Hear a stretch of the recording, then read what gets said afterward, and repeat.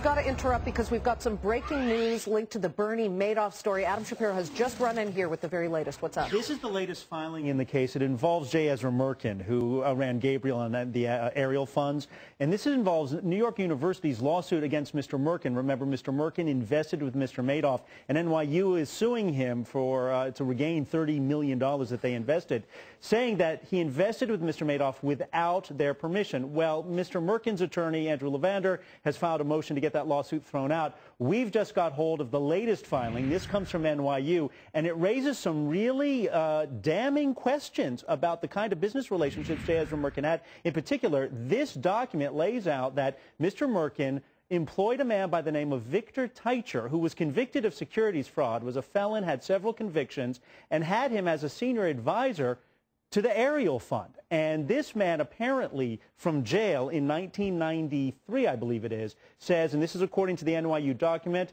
Teicher himself warned Merkin that the trading results Madoff reported were not possible. That goes back to 1994. Then you go further into this document, and it just reads on and on. It talks more about Victor Teicher, a convicted felon, and his staff were persons actively managing the majority of Ariel assets, and that hundreds of millions of dollars of Ariel's funds had also been delivered for management to Madoff, but that Teicher is advising Merkin from jail. And he's a convicted felon running the Ariel Fund. Helping Mr. Merkin run the fund, but Mr. Merkin never tells NYU that this man convicted of securities fraud is helping him run the fund. And then there's a very dramatic, almost Shakespearean moment in this response in which NYU talks about just recently telling Mr. Merkin, do not invest with Mr. Madoff. And I want to just read this to you, quote for quote.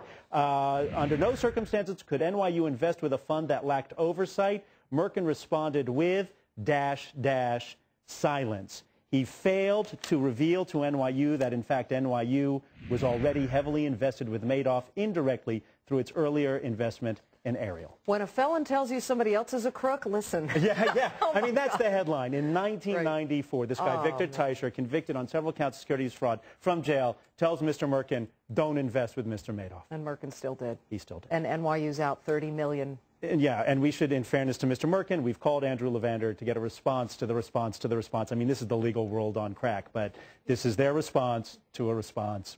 Tuesday, we could have a hearing about all of this. Good work. Adam Shapiro once again on the Madoff story. Well, the House just passed the stimulus bill.